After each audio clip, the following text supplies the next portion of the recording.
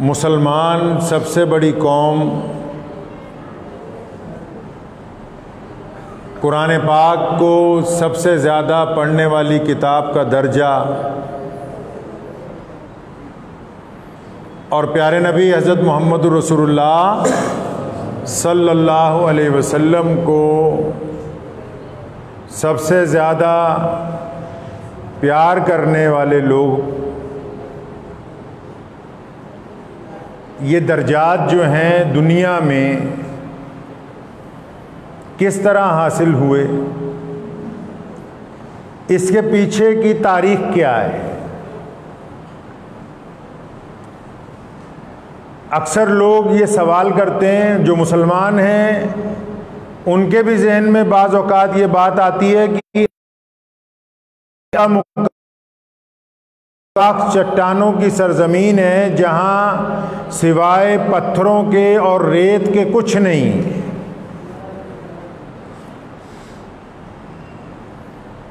जिसका राब्ता पूरी दुनिया से उस वक्त नहीं था। वहां पर रसूलुल्लाह सल्लल्लाहु ताला अलैहि वसल्लम को अल्लाह तबारक व तआला मबूस फरमाते हैं। और फिर ये क्या मौजज़ा है कि अभी रसूल करीम सल्लल्लाहु अलैहि वसल्लम को पर्दा फरमाए हुए हमसे सिर्फ 1450 साल का अरसा गुजरा है। मुद्दत हज़ारों साल नहीं है। आज भी हम इमाम बुखारी की निगाह से, आज भी हम सैयदना अबू हुरैरा रज़ियल्लाहु ताला अन्हु की निगाह से, अबू दाऊद की निगाह से, इमाम नसई की निगाह से हजूर अकरम सल्लल्लाहु ताला अलैहि वसल्लम के दौर को बखूबी देख सकते हैं।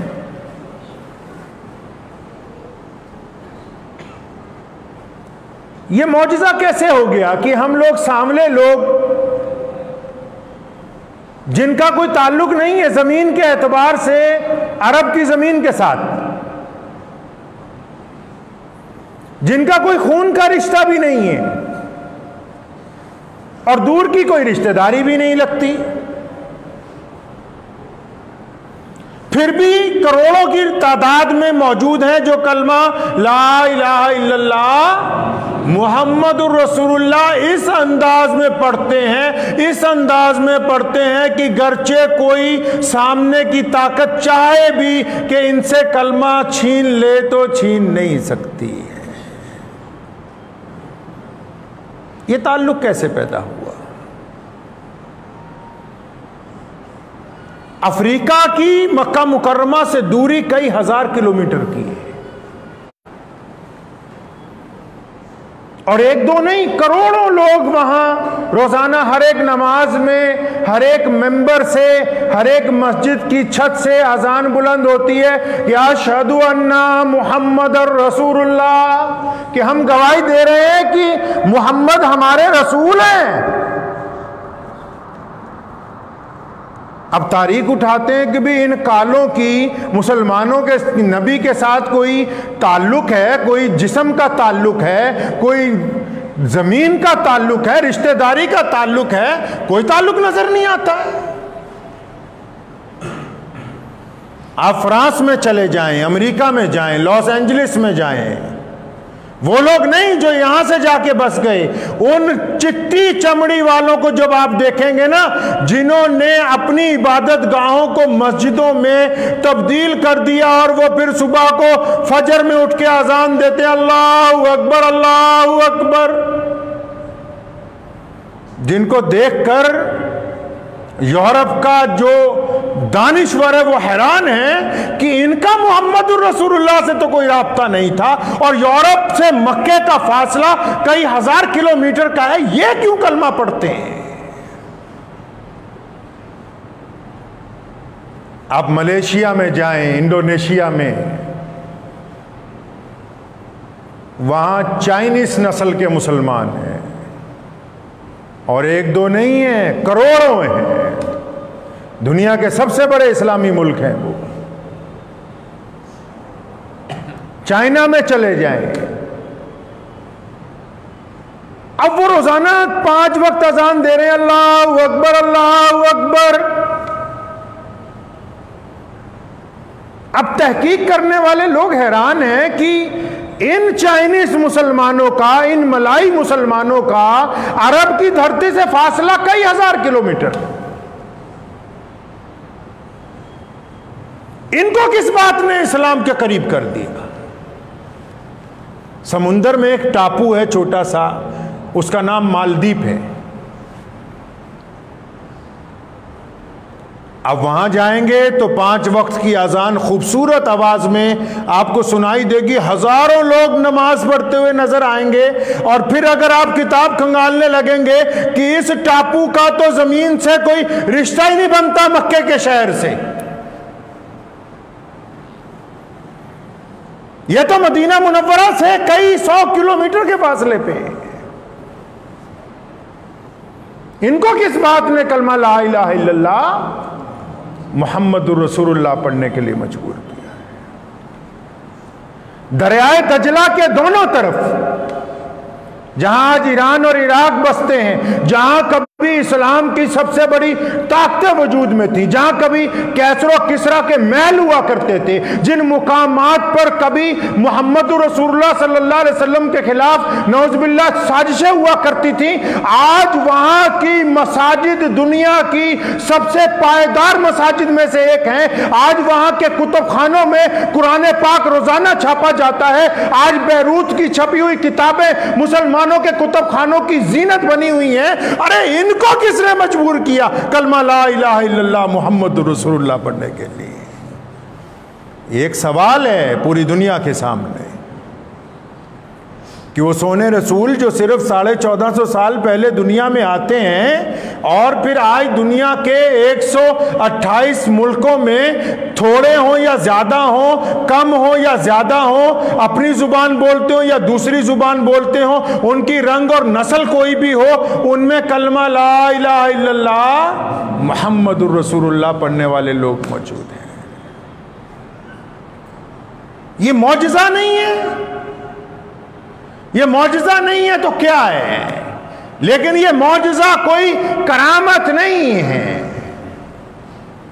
अल्लाह तबारक व तआला ने मुहम्मदुर रसूलुल्लाह सल्लल्लाहु अलैहि वसल्लम को जो दीन अता फरमाया, ये ऐसा दीन नहीं कि करामतें दिखा के फैल जाता, नहीं। अल्लाह तबारक व तआला ने सोने महबूब को जो दीन अता फरमाया वो फितरत का मजहब है, इंसान के मिजाज का मजहब है।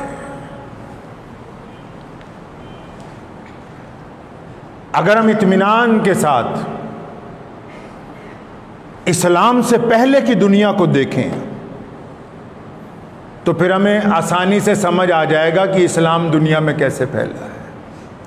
ये तो आज मीडिया कहता है ना कि इस्लाम तलवार के जोर से फैला। आप बताइए मलेशिया में कौन सा मुसलमान लश्कर गया? इंडोनेशिया में क्या कोई मुसलमान लश्कर गया? क्या इन चाइना के मुसलमानों को फतेह करने के लिए कोई मुसलमान लश्कर गया? क्या मालदीव के अंदर कभी मुसलमानों की कोई लड़ाई हुई है? बिल्कुल नहीं हुई। आप देखें वो बात क्या है कि पूरी दुनिया के अंदर इस्लाम जो है वो राइज हुआ है। उस खूबी को तलाशना होगा कि जो मोहम्मद रसूलुल्लाह सल्लल्लाहु अलैहि वसल्लम ने अता की। और ये वही तो खूबी है कि 1450 साल की इस छोटी सी मुद्दत में इस्लाम के ख़िलाफ़ बेशुमार साजिशें बनाई गईं, इस्लाम के ख़िलाफ़ बेशुमार ताकत का इस्तेमाल किया गया, इस्लाम के ख़िलाफ़ बेशुमार बड़ी बड़ी हुकूमतों ने रकम खर्च की। उस खर्च के बावजूद भी दीन इस्लाम रुकने की बजाय आगे बढ़ता गया।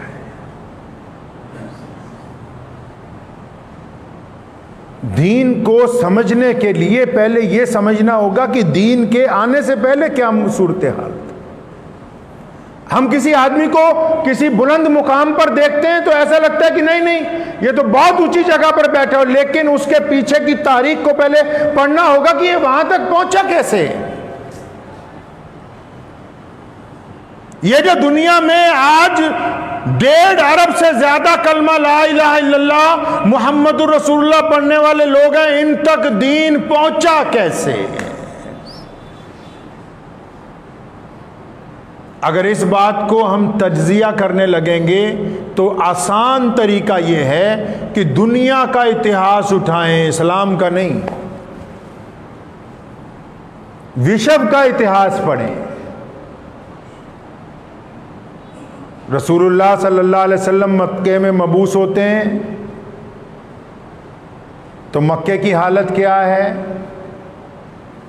आपने मौलवियों से सुनी होगी, लेकिन हमारे यहाँ क्योंकि असूल है पिछले 15-25 सालों से कि आधी अधूरी उतनी बात बताते हैं जितने में आराम से चंदा हो जाए, उसके बाद अगली बात को ख़त्म कर देते हैं, ज़रूरत महसूस नहीं करते। मोहम्मद रसूलुल्लाह सल्लल्लाहु अलैहि वसल्लम मबूस होते हैं, नबूवत का जब ऐलान होता है, हालत ये है कि लोगों ने अलग अलग इबादत गाहें, अलग अलग, और मक्के में जब कोई बेटी पैदा होती है तो उसका बाप ले जाके उसे रेगिस्तान में गड्ढा खोद के मार देता है, जिंदा दफन कर देता है। यहां तक तो सुन रखा है ना आपने, इससे आगे नहीं सुना है। ये सिर्फ मक्के की बात नहीं है। मक्का मुकर्रमा से जब बाहर निकलते हैं, कैसरो किसरा की तरफ जाते हैं, तो वहां के जो बादशाह हैं, जिनको आप नवाब समझ लीजिए अपनी जुबान में, उन्होंने लोगों को अपना गुलाम बनाया है।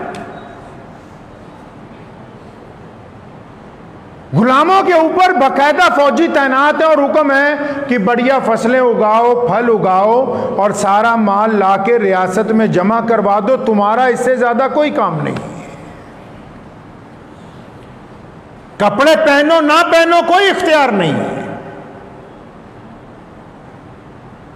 आप फिर थोड़ा सा और आगे चले जाएं, 1-2 हज़ार किलोमीटर अफ्रीका के मुल्क आ जाते हैं, वहां भी हालत यह है कि लोगों के पैरों में बेड़ियां डाली हुई हैं, बेड़ियां,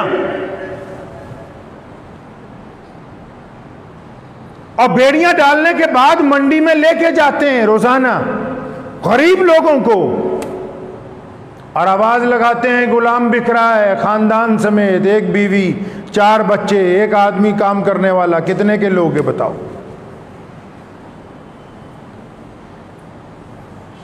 वहां से आगे चले जाएं, नई दुनिया जिसको अमेरिका कहते हैं आज, वहां हालत यह है कि अगर किसी गुलाम को 3 दिन तक उसका मालिक खाने के लिए खाना नहीं देता है और वो भूख से तड़पता हुआ अगर मुकामी अदालत तक पहुंचता है और ये दरखास्त लगाता है कि मुझे भूखे को खाना नहीं मिल रहा, तो उस वक्त का जज ये लिखता है कि क्योंकि तुम इंसानों के जुमरे में नहीं आते, क्योंकि तुम्हारी नस्ल नीची है, तुम्हारा रंग नीचा है, इसलिए तुम्हें कोई हक नहीं कि तुम खाने के लिए दावा करो, तुम्हारे मालिक की मर्जी है तुम्हें दे, तुम्हारी मालिक की मर्जी है कि तुम्हें ना दे।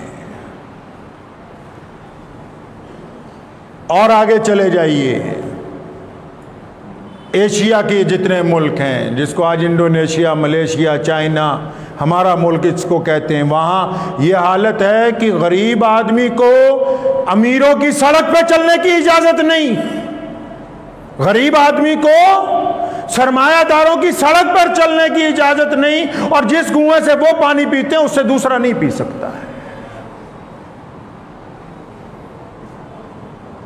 आप क्या समझते हैं कि सिर्फ मक्का मुकर्रमा में बच्चियों को जिंदा दफनाया जाता था? मक्का नहीं, मक्के से लेकर अफ्रीका तक, अफ्रीका से लेकर चाइना तक, चाइना से लेकर इस मुल्क तक, और यहां से फ्रांस तक, और फ्रांस से फिर नई दुनिया तक, पूरी दुनिया में सिर्फ नवाबजादों का, सिर्फ हुक्मरानों का, सिर्फ उस दौर के राजाओं का राज चलता था, और 98% लोग उस राज की चक्की में नीचे पिस रहे थे।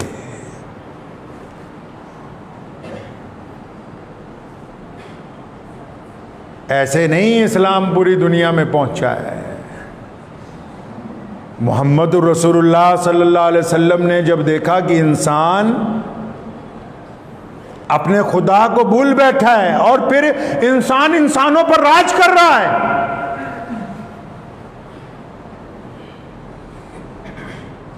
जब यह नजर आया सामने कि इंसान इंसान पर ज्यादती कर रहा है और अपने माबूद को भूल बैठा है, तो करीम रसूल ने पूरी कायनात में सबसे ज्यादा हिम्मत और जुर्रत का मुजाहिरा किया। हिम्मत और जुर्रत किसको कहते हैं समझते हैं? ऐसे लोगों के सामने उनके मिजाज के खिलाफ बात करनी किसी के बस की बात नहीं है।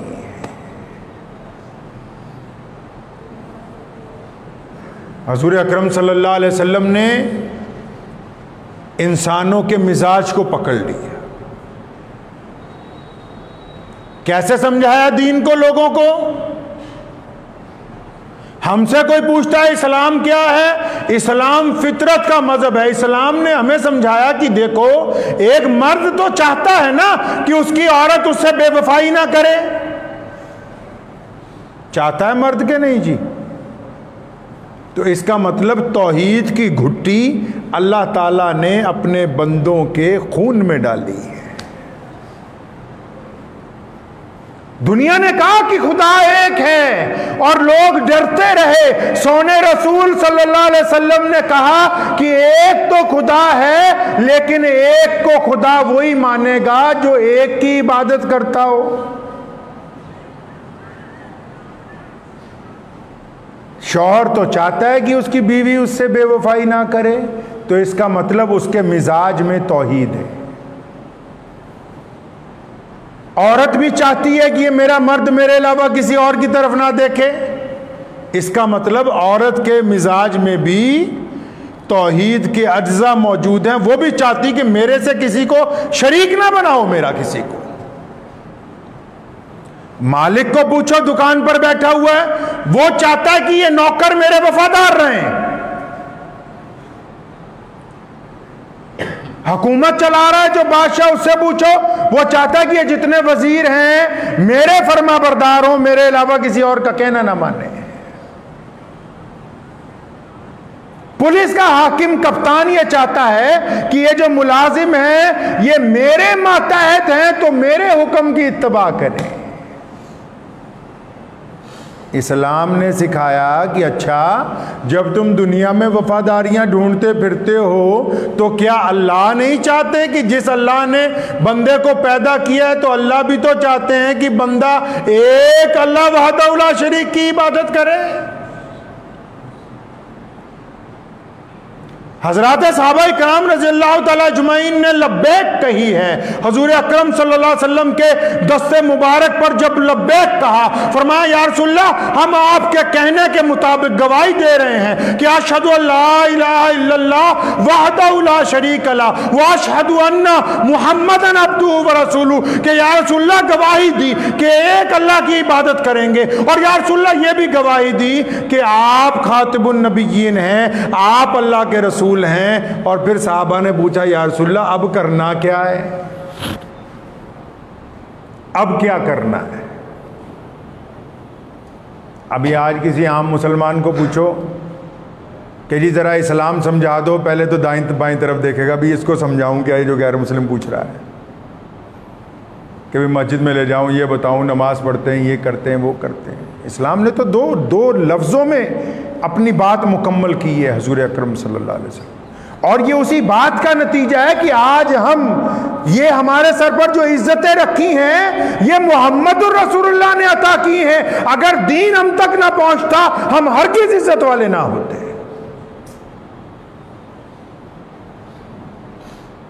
अब साहबा ने जब पूछा या रसूलल्लाह करना क्या है, फरमाया अब क्या करना है, अब बिलाल और अबू बकर एक ही थाली में खाना खाएंगे।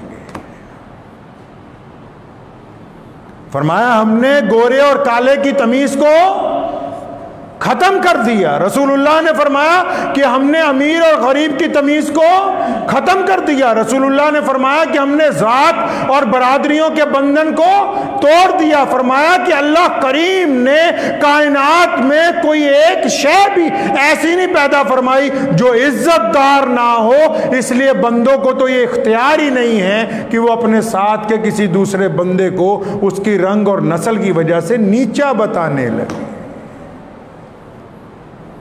अब समझे फलसफा?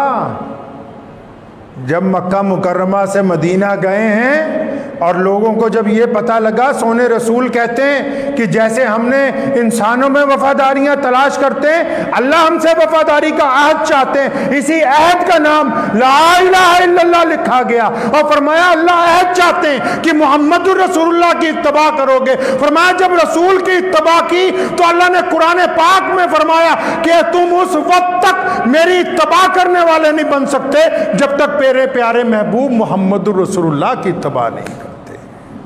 और सोने रसूल ने क्या कह दिया?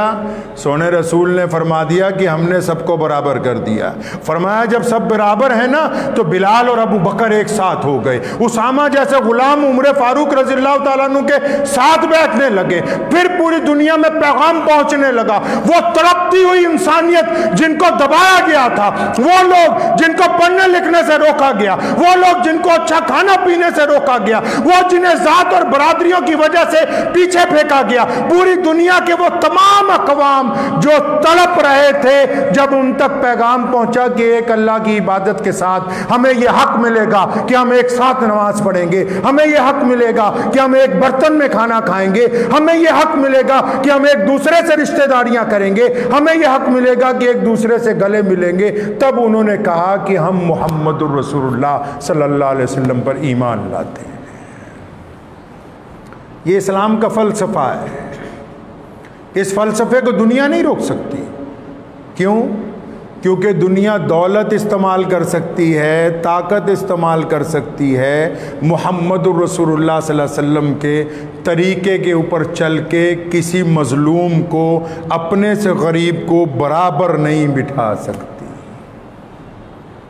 इकबाल ने कहा था ना कि आ गया ऐन लड़ाई में अगर वक्त नमाज, किबला रू हो के ज़मी बोस हुई कौम हिजाज, एक ही सफ़ में खड़े हो गए महमूद व अयाज, ना कोई बंदा रहा ना कोई बंदा नवाज, बंदाए साहिबो मोहताजो गनी एक हुए, तेरे दरबार में पहुँचे तो सभी एक हुए। अब मुसलमानों को पल्ले बांधने की ये बात ये है कि आज अगर कोई मुसलमान, कुरान ने कहा ज़ात और बरादरियों के नाम इसलिए रखे कि तुम्हारी पहचान हो जाए, बस इसलिए रखें और कुछ नहीं। अगर कोई सैयद का बेटा आलिम ना हो और किसी कुम्हार का बच्चा आलिम हो तो वो इस जगह पर खड़ा होकर मुसलमानों की इमामत करेगा। ज़ात और बरादरी का इससे कोई ताल्लुक नहीं। अब मुसलमानों को पल्ले बांधने की बात यह है कि अगर किसी मुसलमान को ये गलत फहमी है कि फ़लाँ धर्म के लोग या फ़लाँ मज़हब के लोग या फ़लाँ बरादरी के लोग या हमारी नस्ल में फ़लाँ रंग के लोग, फ़लाँ बरादरी के लोग हमसे थोड़े से नीचे हैं, तो फिर वो अभी मुसलमान नहीं हुआ है, वो मुसलमान नहीं हुआ। जिसने इंसानों के साथ तफरका किया वो मुहम्मदुर रसूलुल्लाह का उम्मती नहीं बना। अभी इस्लाम की तो बुनियाद ही यही है कि इंसान को इंसान की गुलामी से आज़ादी अता की है। जिसने इंसानों के अंदर बराबरी नहीं लाई, जिसने इंसानों को मजहब की बुनियाद पर नफरत से देखने की कोशिश की, वो मुसलमान नहीं हो सकता। मुसलमान हो ही वो सकता है जो दुनिया के हर इंसान का जूठा पानी पीने का हिम्मत रखता हो और पानी पीते हुए उसे बुराई महसूस ना हो, उसे कोफ्त ना हो। अगर दिल में कोफ्त हो रही है, दिल में कोफ्त हो रही है कि नहीं नहीं नहीं नहीं नहीं मैं कैसे करूंगा, तो इसका मतलब अभी ये मुसलमान हुआ नहीं है। मोहम्मद रसूलुल्लाह सल्लल्लाहु अलैहि वसल्लम ने अपना प्याला मुबारक वही बिलाल को दिया, उसी से अबू बकर ने पिया, उसी से अबू हुरैरा ने पिया, उसी से गुलाम इब्ने गुलाम हज़रत उसामा ने पिया, उसी से मालिक इब्ने ज़ुबैर ने पिया, उसी से अब्दुल्ला इब्ने ज़ुबैर रज़ियल्लाहु ताला अन्हु पी रहे हैं, उसी से फिर अबू बकर जैसे उलुल आज़म जो दुनिया के सबसे बड़े मुसलमान हैं वो उसी प्याले से पानी पीते हैं। और मुसलमानों का जलीलुल कदर खलीफा उमर फारूक जैसा शख्सियत उस प्याले से पानी पीता है। तो बता दिया दुनिया को कि हम इंसानों में बराबरी को लेकर हैं। तो जिसको ये गलत फहमी हो गई हो कि भाई मैं ऊंचा हूं और दूसरे नीचे हैं, वो अभी मुसलमान नहीं। इस्लाम अपनी दो बुनियादी वजह से कायम है अपनी जगह कि नफ़े और नुकसान का मालिक अल्लाह की ज़ात है। अल्लाह ही की इबादत इसलिए क्योंकि रसूलुल्लाह सल्लल्लाहु अलैहि वसल्लम ने हमें तौहीद अता फरमाई कि बंदा अपने रब से वफादार रहे। मोहम्मद रसूलुल्लाह की इत्तबा ही इसीलिए है ताकि हम अल्लाह तबारक व तआला का कुर्ब हासिल कर लें, हमारे में इत्तेफाक और इत्तेहाद, हमारा दीन बाकी रहे। तो दुआ कीजिए, वक्त भी हो गया है कि अल्लाह तबारक व तआला इन बातों को समझने की तौफीक अता फरमाए। जिनके घरों में अगर किसी मुसलमान ने घर में अपने बर्तनों की ज़ात और बरादरी बना ली हो कि ये 2-4 बर्तन मुलाजिमों के लिए अलग से रखे हैं, तो वो अच्छी तरह नोट कर लें कि ये हराम है। इस्लाम में ये हराम है। ये बातें इस्लाम ने किसी ज़ात और बरादरी को फौकियत अता नहीं की है। सैयदना बिलाल हबशी हैं, ग़ुलाम हैं, ग़ुलाम के बेटे हैं, काले हैं, उनके मोटे मोटे होंठ हैं, पैर फटे हुए हैं, पैरों में चप्पल नहीं होती, कपड़े फटे हुए होते हैं। लेकिन आज पूरी दुनिया के अरबों मुसलमान, इज़्ज़तदार मुसलमान, खरबोंपति मुसलमान, गरीब मुसलमान, अमीर मुसलमान बिलाल का नाम लेना ही अपने लिए इज़्ज़त समझता है। सिर्फ नाम लेना ही अपने लिए निजात का ज़रिया समझता है। दुआ कीजिए अल्लाह ताला मुझे भी और आप सबको भी इन बातों पे अमल करने की तौफीक अता फरमाए। वाखिर दावाना अल्हम्दुलिल्लाहि रब्बिल आलमीन। मुझे उम्मीद है कि आपको ये वीडियो पसंद आई होगी। अगर पसंद आई हो तो ये आप अपने दोस्तों के साथ शेयर करें और इस चैनल को सब्सक्राइब ज़रूर करें